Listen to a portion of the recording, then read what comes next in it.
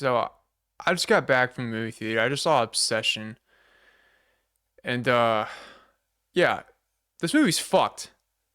It's really fucked. So it's the theatrical debut of Curry Barker. I don't know if theatrical debut is the right term.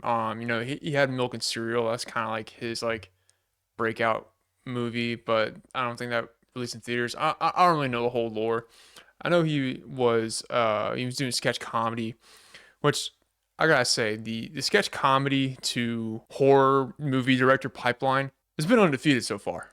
We had Jordan Peele, goes from Key and Peele to Get Out. Then we had Zach Krieger with Whitest Kids You Know. Goes on to do Barbarian, Weapons, which I loved. Now we got Curry Barker. I've seen a couple of his sketches on social media, and it's comedy, but like you get a sense in his sketches. I don't know, like you get an air of suspense. I would say you get an air of suspense, like some darkness. There's like some darkness to it, even when it's lighthearted, kind of like there's just an air of, I guess, dread. I don't know, and that comes through in this movie Obsession. It's it's like uncut gems in a way where you're just constantly filled with this feeling of dread and anxiety. Like nothing even happened yet. Right in the beginning, nothing even happened yet.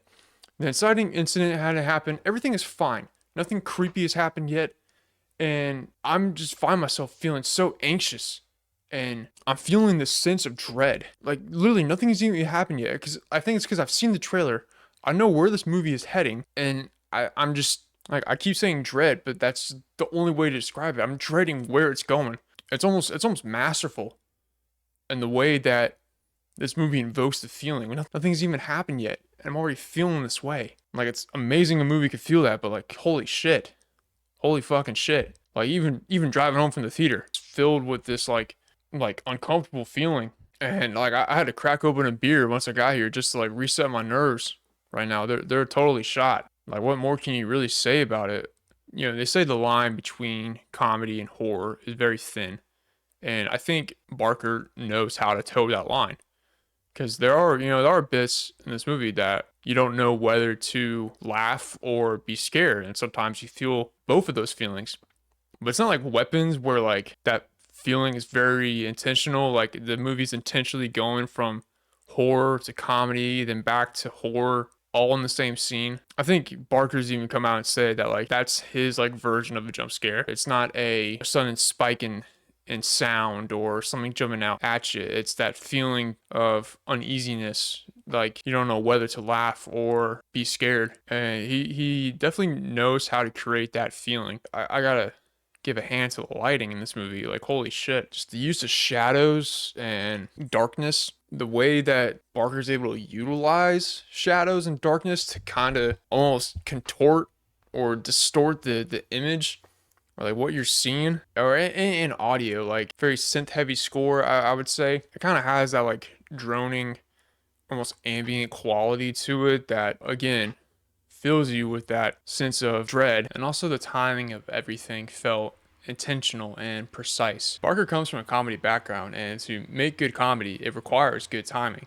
And I think that shows in Obsession. He knows when to linger on a shot to make it painstakingly uncomfortable, or he knows the exact moment to cut away. He did edit this movie himself. He knows how to build tension throughout a scene, and he knows how to lull an audience to a sense of ease before ripping the rug out from under them and catching them off guard. Obviously, you got to give a big shout out to the main actress, Indy Navarrete, or Navarrete. I'm sorry if I mispronounced that. But, like, she goes fucking balls to the wall. Oh my god. Like, her performance feels like this generation's version of Linda Blair and The Exorcist. With the way that she's just, like, able to commit to the bit, distort her voice. She takes her voice, her screaming, and even like just her talking sometimes goes to like some guttural, almost inhuman places. I feel like it's very intentional because there's definitely a direct reference to Linda Blair and some of the crazy shit that she does as Reagan in The Exorcist. I feel like that's what you could describe this movie as. It's like Fatal Attraction meets The Exorcist. Yeah, yeah. I feel like that's an apt comparison. You know, I could be wrong. Y'all could disagree with me, but that kind of makes sense in my head. But yeah, like you got to give a shout out to her. This movie wouldn't nearly be as effective if it weren't for her. I don't know if you could jot her name down for an Oscar nomination, but I didn't think Amy Madigan would get nominated for Weapons, much less win.